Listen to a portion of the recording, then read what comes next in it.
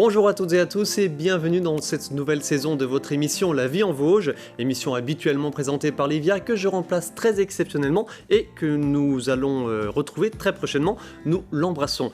Deux invités pour parler dans cette émission, pour parler de jardinage et de poterie. Une émission ne suffirait pas à vous transmettre tous les conseils jardinage de notre premier invité. Roland Motte est un jardinier passionné, auteur de nombreux ouvrages sur le sujet et fondateur à Vittel puis à Mandres-sur-Ver des Jardins de la Terre. Traitements chimiques et biologiques y sont tout simplement proscrits. Comment ça marche? Il nous expliquera tout cela. Il est accompagné sur le plateau avec Thibaut Chaguet, un passionné lui aussi, mais de céramique. Il a rejoint l'entreprise Oya Environnement il y a quelques mois à Fraise et fabrique dans son atelier des poteries d'arrosage autonomes et écologiques. On va découvrir à nouveau tout cela. Roland Motte, bonjour. Bonjour Ludovic. Thibaut Chaguet, bonjour. Bonjour Ludovic. Merci à tous les deux d'être présents pour cette première émission La Vie en Vosges de la saison. On est ravis évidemment de la partager avec vous. Roland Motte, si je vous dis jardin, tout simplement, quels sont les premiers mots qui vous viennent à l'esprit? Jardin. Jardin, toute une vie de plaisir, parce que le jardin, ça reste un loisir et ça reste un plaisir. Et donc, je m'y suis penché quand j'étais petit, quand j'avais 12 ans, et j'en suis pas sorti. Voilà, je suis toujours dedans. Vous êtes toujours dedans. Thibaut Chaguet, si je vous dis jardin, ou peut-être poterie, ou peut-être céramique, mais jardin. Jardin, mon grand-père. Ah. Mon grand-père qui, ma mère m'a dit, avait ce que je suis en train de faire en ce moment, et qui ne s'appelait pas un Oya, m'a-t-elle dit, un pot dans le jardin qui servait pour l'irrigation. Et je ne me suis pas dirigé vers le jardinage, mais vers la poterie. Et si je vous dis jardin dans les Vosges, donc pareil, le jardin de votre grand-père. Alors, il n'était pas dans les Vosges, il était en Haute-Savoie. Ah, d'accord. Ma mère est de Haute-Savoie et ma famille est originaire des Vosges, mais je suis né en région parisienne. Et j'ai découvert, comme Roland, très jeune, ma passion, qui était celle de la terre, de la poterie et de la céramique en général. Passion que vous continuez d'expérimenter tous les jours à Fraise dans votre atelier. On en parlera assez longuement dans quelques instants. Si je vous dis jardin dans les Vosges, Roland Motte. Jardin dans les Vosges, je connais bien. J'en ai croisé quelques-uns, et entre autres le nôtre qui est celui dans lequel nous vivons actuellement à Mandres-sur-Ver. C'est un jardin de 1000 m² qui nous sert de jardin d'essai, parce qu'on fait beaucoup de vidéos, beaucoup de tests, etc. Et donc ça nous permet de cultiver 1000 m² avec 300, pas loin de 400 m² de potager. On va préciser tout de suite effectivement que vous collaborez avec des publications, et puis vous avez votre chaîne YouTube, etc. Enfin beaucoup de choses de Roland Motte et de Marilyn Motte, évidemment. Aussi, pas l'oublier. C'est un binôme. C'est un binôme, oui, parce que le jardin, ça commence dans le jardin, puis ça finit dans la cuisine quand même. C'est sûr. On va s'arrêter là. Roland Motte, ce n'est pas l'heure de la météo, mais on va peut-être faire un petit bilan quand même sur cette saison particulière, parce qu'on va parler de jardin et donc d'arrosage dans cette émission avec les Oya. Alors pour le coup, là, cette année, au niveau sécheresse, on a été relativement épargné dans les Vosges. Oui, c'est vrai que cette année, on a eu beaucoup de pluie, donc alors avantage, inconvénient pour les plantes, beaucoup de champignons microscopiques quand il s'agit du potager, puisque l'eau véhicule ces champignons, donc on en a énormément. Avantage, c'est que ça a bien poussé et on n'a pas eu arrosé. Par contre, on est quand même sur, si on regarde sur les 10 ans qui nous ont précédés, eh bien, les météos estivales étaient quand même plutôt un petit peu chaudes, et donc on est plutôt en train de se préparer à des sécheresses, au jardin en tout cas. Bon, ce qui nous concerne, nous jardiniers, c'est qu'on est en train d'étudier et de regarder comment faire pour lutter contre cette sécheresse, souvent du mois de juillet, du mois d'août. En plus, on a un climat continental, donc qui est très violent en termes de chaleur. Quelles leçons vous retenez de cette saison exceptionnelle avec de l'eau? Vous avez pu en faire quelque chose de particulier, stocké pour cet automne, pour répondre à des besoins? Oui, compliqué, parce qu'on a toujours évidemment des récupérateurs d'eau qui sont là, mais bon, l'eau elle passe, elle s'infiltre dans le sol. Nous, en tant que jardiniers, on réagit surtout au temps présent, donc il pleut pas. Et donc on anticipe déjà pour l'an prochain, effectivement. Alors, on était venu vous voir en août 2019. On va voir sur les quelques images qui vont suivre. On parlait de différentes techniques, et notamment d'une tour hydroponique qui nécessite justement moins d'eau pour les futures années qui seraient a priori des années avec le retour de la sécheresse. Alors là, on voit Roland Motte qui est en train d'aérer le sol, évidemment, de façon... C'est Marilyn, hein, là. Marilyn, pardon. Oui. Autant pour moi, Marilyn qui est en train d'aérer le sol. Mais dans la gestion de l'eau, on verra la tour hydroponique dans quelques instants. La gestion de l'eau, vous, entre guillemets, c'est presque un faux problème, puisque vous organisez votre potager, vos jardins, vos massifs de fleurs, de telle façon que, quelque part, ils ont moins besoin d'eau que le jardinier lambda, vers une tendance vers laquelle on va se diriger, évidemment. Non, on y a droit aussi, c'est un vrai problème, c'est pas un faux problème, Voilà, c'est un vrai problème sur lequel on a intérêt à se pencher vraiment pour voir comment ça se passe. Donc évidemment le paillage, ça c'est des choses qu'on a déjà mises en place, et puis on étudie les nouveautés comme cette tour hydroponique, et puis les Hoyas qui vont nous filer un petit coup de main, parce que dans des carrés potagers par exemple, pour le jardinier amateur, le Hoyas va répondre à cette question de l'apport d'eau évidemment. Thibaut Chaguet, arroser moins, arroser mieux, évidemment, voilà, comme vient de le dire Roland Motte, c'est la raison d'être de Hoyas, comment on dit? Hoyas, oui. Oui, tout à fait. Espagnol, oui. Évidemment. Oui, c'est au départ un mot qui est devenu une marque déposée. Donc il y a d'autres fabricants qui n'utilisent pas le même nom. Le principe, c'est une jarre d'irrigation. Et très particulière dans sa composition de la terre avec laquelle on le fait, la température de cuisson, qui fait qu'elle a une porosité optimale. Souvent, c'est un petit peu oublié, on en parlait tout à l'heure. Actuellement, le sujet intéresse beaucoup de monde, tout le monde n'a pas forcément compris le fonctionnement optimal des jarres d'irrigation. Mais voilà. Et donc désormais, vous fabriquez cela dans les Vosges, à Fraise. Ouais. Alors c'est une filiale, une succursale d'une entreprise. C'est le second atelier de Hoya Environnement qui est installé à Saint-Jean-de-Fosse, pas très loin de Montpellier, voilà, tout près de Saint-Guilhem-le-Désert. Certaines personnes connaissent pour les gorges de l'Hérault. Et la société a démarré il y a 7 ans. Il y a une forte demande et on est actuellement, Vosges compris, 30 salariés. Voilà, c'est ces Hoya qu'on a à l'antenne, que l'on voit en photo. Donc concrètement, elles ont toutes plus ou moins cette forme-là. Après, non, il y a deux formes. Il y a deux formes. Alors, quelle est-elle, celle-ci? Donc ça, c'est les Hoya à planter, qui sont plutôt destinées aux jardinières. Donc là, elles sont fabriquées dans ce sens-là, mais dans leur utilisation, elles sont plantées, on la pointe dans le sol, et le corps dépasse et se remplit d'eau avec un petit couvercle. Il y a 2 tailles, généralement pas très grandes, parce qu'une jardinière ne permet pas de mettre 10 litres de réserve, mais sinon la deuxième forme, ce sont les Hoya enterrés, et ceux-là vont de les plus petits 50 centilitres, le 1,5 litre, 5 litres couramment, c'est la forme la plus optimale. 5 litres, d'accord. Mais on a aussi des 10 litres pour vraiment les diffusions plus larges. Alors, avant de regarder un extrait du reportage qu'on avait fait avec vous, justement, il n'y a pas très longtemps, c'était ce printemps, je vous propose quand même de regarder 2 photos de votre premier métier, si je peux me permettre. Qui est mon métier toujours. Qui est céramiste d'art. Ouais. Et je pense que quand nos téléspectateurs qui ne vous connaissent pas vont voir dans quelques instants à l'antenne les céramiques que vous réalisez, voilà. Quelque chose de très organique, si nos téléspectateurs les voient, très organique. On est un petit peu dans cette ligne-là. Qu'est-ce qui vous motive en tant qu'artiste, voilà? Alors ça, c'est la pièce qu'on voit là, est une pièce qui date déjà un petit peu. Ouais. Moi, j'ai toujours été passionné par le matériau et la forme et donner l'idée du vivant, un petit peu comme ça, du mouvement. Donc, les Hoya rejoignent quelque part ça aussi, le vivant, il est figé dans ma création, mais le vivant, voilà, ça c'est une pièce toute récente, qui sont d'assez grande taille, celle-là. Voilà, quelques photos pour mieux vous connaître en tant que céramiste d'art. Je vous propose tout de suite de regarder un extrait justement du reportage réalisé tout récemment par Marie-Danielle Rogovitz et Hélène Leplat dans votre atelier à Fraise, et on voit évidemment la fabrication des Hoya. La terre qui nous vient d'Espagne arrive sous forme de pain de terre qu'on peut ensuite retravailler pour faire les boules qui servent au tournage. Une argile rouge et surtout poreuse, c'est le secret des Zoyas. En espagnol, cela signifie peau et dans ces ateliers à fraises, il y en a de toutes les tailles.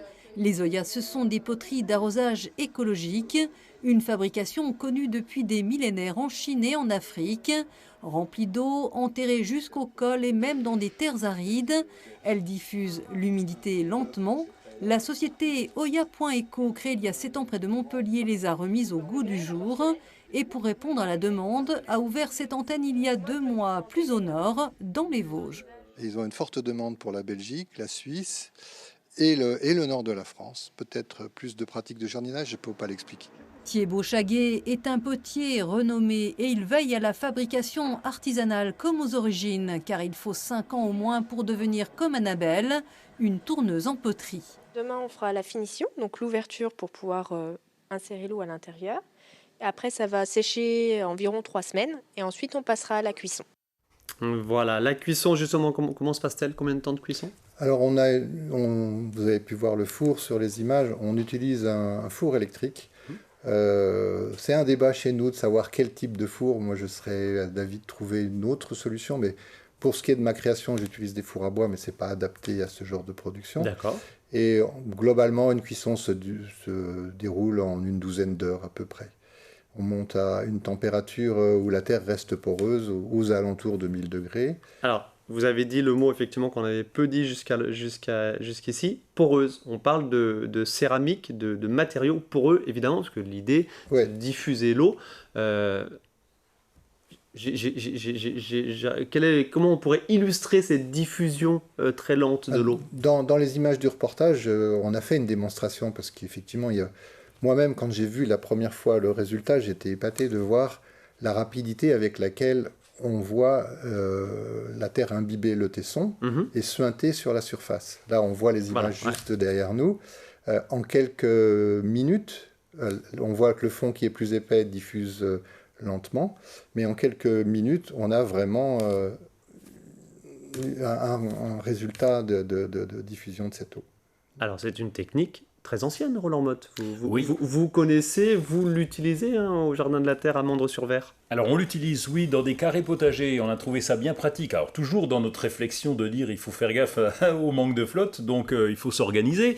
Et donc on a pris des 10 litres qui sont au centre, on a une dizaine de carrés potagers, 8 exactement, dans lesquels on a mis ces Olas ou Oyas, bon, ça fait rien, on va le dire en français, ces cruches qui permettent de diffuser l'eau. Et donc les plantes vont venir, les racines des plantes vont venir tout au bord. En fait, elles vont se garnir autour. Et pour des plantes... Elles sont naturellement attirées. Ben oui, elles sont attirées par l'eau comme elles sont attirées par la lumière, en tout cas pour les racines.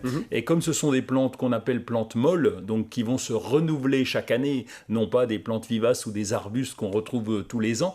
Et donc c'est bien pratique. Par contre, il faut les rentrer l'hiver. Ah. D'autant plus chez nous. Alors, il y a un ou débat, peut-être y a-t-il débat. Alors, il y a peut-être un débat là-dessus, parce que je vous dis, moi, je ne suis pas le spécialiste du jardinage que vous êtes. Il semble que nos clients en Suisse, certains les laissent, et la Suisse est quand même assez bien. Fraîche. Mais ce qu'il faut surtout, c'est ne pas les laisser plein d'eau. Si quel que soit le contenant, si vous avez un bassin en pierre, une chose en métal, etc., plein d'eau, le gel va déformer pour le métal, en tout cas, et pour le reste casser. Donc nous, ce qu'on préconise, c'est soit de les sortir, effectivement, soit dans un potager, ça paraît tout à fait normal, soit de bien les vider et de les pailler pour protéger la partie qui est plus exposée au gel. Donc une bonne couche de paillage. Thiébaut Chaguet, on parle d'une économie d'eau assez impressionnante, de 50 à 70%. A priori, mais là aussi, je peux peut-être avoir la confirmation de notre ami jardinier. Il semble déjà que donc on évite l'eau de surface qui s'évapore rapidement, et puis on évite aussi de mettre trop d'eau au moment de l'arrosage, qui ne sera pas utilisé, et d'avoir une constante approvisionnement en profondeur des sols. Juste, tant que la plante a besoin d'eau, elle le prend jusqu'à ce que la jarre soit vide, et donc on remet 3 à 5 jours Je ne sais pas quel rythme vous Roland Mann, remplissez. vous avez pu quantifier le volume d'eau que vous utilisez? Cette année, on a été peinard, Oui, hein, là, ouais. Ouais. Comme il a flotté presque tous les jours. Non, mais quand il fait bien chaud, on va dire qu'on en met une fois par semaine. Voilà, Alors, c'est ça. une fois par semaine, je rajouterai aux arguments que vous avez ajoutés, Thiébaut, c'est le côté feignant, parce qu'on y va une fois, et puis on est tranquille pour la semaine, alors Ça, vous faut aimez bien. arroser. Ah bah oui, c'est capital. On fait un jardin aussi pour s'amuser, on passe plus de temps à l'apéro, donc c'est important quand même, on y va une fois par semaine plutôt que d'arroser tous les soirs. Mais C'est- oui, je suis tout à fait d'accord. Pour l'apéro. Avec modération. Avec comme on dit. modération. Vous l'avez ôté de la bouche. L'efficacité, mais même dans un atelier, on cherche des solutions pour, comment dire, c'est un plaisir aussi de faire les choses sans galérer, sans... Moi, j'ai un ami qui vient m'aider de temps en temps sur les cuissons. Je fais des cuissons au bois et qui me dit je suis partisan du moins d'effort, comme vous l'avez dit, effectivement. Alors, Donc- si on ajoute le paillage, le Hoyas au centre, le paillage, on va effectivement économiser l'eau, parce que vous l'avez dit, Thiébaut, c'est l'eau de surface qui s'évapore très rapidement. Si peu qu'on arrose en plus parce qu'on n'a pas eu le temps dans l'après-midi ou lorsqu'il fait chaud, eh bien d'abord l'eau ruisselle, donc elle ne va pas forcément rester au pied de la plante, alors que là on est vraiment au pied de la plante. Donc l'économie de 60% d'eau, oui, on est proche. Alors, on est au pied de la plante. Certes, je devine les questions que peuvent se poser nos téléspectateurs. On met une Oya, elle diffuse son eau sur quelle surface autour? Par rapport au volume, je sais pas, on a un carré potager de 5-6 mètres carrés, combien d'Oya faut-il mettre? Si on a un carré potager de 10 mètres carrés ou autre qu'un carré potager tout court, quelle est la Alors, disposition Dans imaginer? l'usage, la forme qu'on préconise, nous, c'est plutôt les 5 litres, déjà pour une question de fabrication, parce que les grosses pièces, pour la personne qui les fait, déjà, il faut avoir la technique. C'est pas évident de trouver les gens qui l'ont Donc aujourd'hui. vous en fabriquez plus facilement des 5 litres? Non seulement ça, mais on s'aperçoit que le 5 litres diffuse sur un rayon à peu près de 80 cm, D'accord. alors que le 10 litres, à peine plus, mais dure plus longtemps sûrement. Dans la pratique, Ok. je ne sais pas ce que vous en pensez. Pour 1 mètre carré, le 10 litres, c'est parfait. Oui. Alors, il faut compter aussi sur la plante. Évidemment, la diffusion est de plus en plus faible, puisque ça diffuse tout près du Hoyas, mais c'est les plantes qui viennent chercher, les racines des plantes qui vont venir là où c'est humide aussi. Donc, 1 mètre carré pour 10 litres, ça me paraît bien. Oui, c'est ça. Ok. Le dessin qui a été fait dans le reportage, je ne sais pas qui en est l'auteur, mais il explique très bien les choses. Ok, merci beaucoup. Roland Motte, on parle peut-être quelques instants, si vous voulez, des autres techniques. Alors, non pas d'arrosage, puisque l'idée, c'est de se donner le moins de travail possible, tout en ayant une productivité assez intéressante. Quelles sont vos autres techniques pour arroser le moins possible, tout en ayant une bonne rentabilité? Vous travaillez dessus sans cesse. Ben, oui, parce qu'on s'y Parce que intéressait. vous présentez comme un faible travailleur, mais j'imagine que ça cogite beaucoup. Oui, en observation. En observation. C'est pas pour autant qu'on cherche à moins travailler. Non, justement, parce qu'on observe, on peut travailler moins. Donc le paillage, ça c'est vraiment essentiel, surtout quand on a des petites surfaces, et même sur une balconnière, le Hoyas n'empêche pas le paillage. Le paillage, vous savez, c'est qu'on rajoute une couche de paillettes d'ardoise, de lin, enfin peu importe, que ça soit minéral ou végétal, on rajoute en surface pour limiter l'évaporation de l'eau. Donc ça, ben, on y pense depuis 4-5 ans, depuis qu'il y a de la chaleur, on peut prendre même les tontes de gazon, les utiliser. Plutôt que de les mettre à la déchetterie, on va les mettre autour des pieds des tomates, ça garde l'humidité. La tour hydroponique, vous en avez parlé, Ludovic, eh bien là aussi, on fait 90% d'économie d'eau pratiquement. Si on devait arroser les plantes qui sont sur cette tour, l'arrosage se fait par circuit fermé, et donc là aussi, on économise. Alors, circuit fermé, on va peut-être modérer un petit peu la chose. On va le revoir en image. Il y a une petite pompe en dessous. Grosso modo, elle fonctionne quoi, un quart d'heure par heure Oui, c'est ça. Juste un le quart temps de d'heure. remonter l'eau et que l'eau se rediffuse lentement. Et qu'elle redescend après Redescend. dans la tour, etc. Et donc ça permet de nourrir, on ajoute un peu d'engrais biologique liquide dans ce mélange, et donc ça permet de nourrir les plantes. Cette tour aquaponique, c'est chouette parce qu'elle peut aller facilement en appartement. En terrasse, oui, En parce qu'il terrasse, faut de la lumière. En faut de la- appartement, oui, il y a bon, en moins de appartement, lumière, faut mais une fenêtre, en pourquoi terrasse, en balcon, oui. Et aujourd'hui, on en trouve dans le commerce des petites, et donc qui permettent de faire un peu de légumes, même si on n'est pas vraiment jardinier. D'accord. Ou autrement, on peut essayer de la fabriquer, mais bon, ça demande quand même un petit peu. C'est un peu de boulot, ouais. C'est un petit peu de boulot, ne serait-ce que par rapport au terreau et voilà. Non, il n'y a pas de terreau. Il n'y a pas de terreau, c'est juste une petite alvéole en laine de roche dans laquelle on met une graine et l'eau va couler contre et donc il n'y a pas de terreau. Il n'y a pas de récipient, c'est de la laine de roche à Que l'intérieur. dalle, non, c'est que de l'eau qui tourne et donc juste la laine de roche, oui. Alors, mais les minéraux qui doivent être amenés à la plante. Eh bien, avec l'engrais biologique qu'on va rajouter. C'est pas juste de l'eau qui tourne. Au début, oui, pour que la plante s'habitue, pour que les plantes poussent, et ensuite on ajoute un engrais organique. D'accord. Voilà. J'imaginais bêtement qu'il y avait quand même un petit peu de terre, effectivement. Mais non. Bon, le principe reste naturel, bio et sain, évidemment. Oui. Paillage. Et un petit mot sur les variétés que vous associez, évidemment. Ça aussi, c'est essentiel. Là, on parle des techniques, mais aussi, qu'est-ce qu'on met ?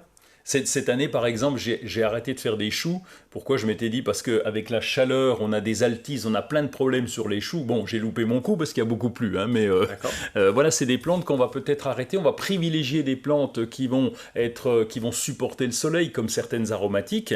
Et on se pose même la question en se disant, mais si vraiment nous avons des sécheresses aussi importantes ou des excès de chaleur en juillet-août, est-ce qu'il ne faut pas faire 2 saisons? Commencer peut-être plutôt les semis en mars-avril jusqu'en juin avec une récolte, oublier le jardin et reprendre en septembre en se disant, ben voilà, si l'arrière-saison est belle, on peut encore cultiver, on peut semer, on peut récolter. Oui, on a semé des épinards là sur les anciennes récoltes et on se dit, bah, peut-être qu'on va couper la récolte en 2, en tout cas les saisons du potager en 2. Alors c'est pas le cas évidemment pour tout ce qui est arbustes et jardins décoratifs où là on va pailler, on va utiliser les Hoyas et puis on va choisir quand même des plantes qui sont plus résistantes à la sécheresse. On parle beaucoup de légumes. Quid des fruits avec le climat qui se réchauffe dans nos contrées? Est-ce qu'on peut imaginer des fruits plus tard qui pousseront facilement chez nous différemment d'aujourd'hui? Des fruits plus facilement, oui. Bon, cette année, cata pour les fruits. Là, en tout cas, pour nous, les jardiniers amateurs, on a eu un mois d'avril très froid, donc les fleurs ont gelé. Ensuite, il y a eu un petit coup de froid, même sur certaines plantes. De la pluie pendant tout l'été, donc peu de soleil. Donc pour mûrir, c'est pas terrible. Le peu de fruits qu'il y avait, plus les maladies. Donc cette année, on fait l'impasse. Par contre, vous avez raison, j'ai planté pour tester justement un olivier. Pour voir, un olivier dans les Vosges, c'est toujours original. Alors on appelle ça une plante martyre. Hein. Une plante martyre, c'est dire est-ce qu'elle va tenir ou pas? Eh bien, ça fait 4 ans qu'elle est là. Et donc, cet olivier tient toujours. Donc, alors, évidemment, la nature du sol est importante parce qu'il faut un sol bien drainé. Mais un olivier dans les Vosges, c'est pas courant. Donc, il y a des plantes comme ça qui arrivent. Qui donnent déjà ou pas encore? Non, je sais pas. Là, je ne sais pas. Non. Donc, au bout de combien de temps? Bon, je vous téléphonerai dès qu'on a l'huile d'olive, mais c'est pas gagné encore. Vous espérez combien d'années d'expérimentation? J'ai 200 ans devant moi avec un olivier, donc je suis peinard. Non, on va attendre. Ça permet de voir effectivement des plantes qu'on n'avait pas l'habitude de voir chez nous, qui commencent à pousser, en tout cas à tenir pendant les hivers. Citez-moi un fruit qu'on verra prochainement dans les Vosges. On pourrait tester le feijoa, le manguier du Brésil. Feijoa, donc c'est un petit fruit, c'est très décoratif, c'est une jolie plante qui a un feuillage persistant. Alors j'espère que je vais tester, je vous redirai ça. Redites-nous le nom. Ouais. Feijoa. Feijoa. On va essayer de s'en souvenir. C'est un feu de joie comme ça. Feijoa, pas mal. Hein. Merci pour ce petit tip, ce mémotechnique. Thibaut Chaguet, par rapport aux Oya, vous avez senti les Vosgiens réceptifs à cette nouvelle technique? Ah oui, totalement. Déjà, bon, là, on a reçu un accueil avant l'installation de l'atelier, où j'ai fait le tour de tout le bassin de Saint-Dié. Je suis allé voir de nombreux maires qui disaient oui, venez chez nous. Voilà. Et puis c'est sûr que pour les j'avais pas pensé, mais effectivement, pour les collectivités.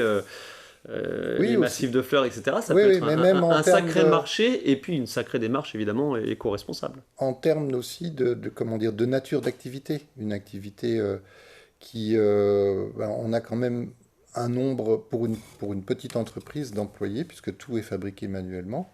Vous êtes combien? Actuellement, on est 4. Mais on a dans l'objectif d'être 7 sous 2 ans. D'accord. On a la partie production est installée. On a besoin de terminer la formation de nos tourneurs en poterie. pour faire un bon tourneur, il faut au minimum 5 ans de pratique, voire 7 ans, selon les aptitudes, puis certaines personnes ne l'ont pas. Donc nous, on démarre avec des gens qui ont déjà un talent, mais avoir un talent et savoir tourner, ça ne veut pas dire qu'on sait faire répéter une même forme aux cotes, etc. Vous lancez un appel aux passionnés éventuellement On peut en parler, Pourquoi disons, mais pour l'instant, donc, on se concentre sur notre petite équipe, parce Ouais. qu'il faut aussi qu'on ait un équilibre économique dans le projet, parce qu'on ne vit que de nos ressources, donc de nos ventes. Mais là, actuellement, effectivement, on a un jeune homme qui démarre, qui a 22 ans. Il a eu une passion pour la terre à l'âge de 15 ans. Puis, ne trouvant pas de travail, il s'appelle Thomas, il se reconnaîtra. Il a démarré le 1er septembre, donc il y a quelques jours. Ok. Et Thomas. Thibaut Chaguet, je me permets de vous couper, on arrive au terme de cette émission. Thibaut Chaguet, les Zoya fabriqués à Fraise, Oui.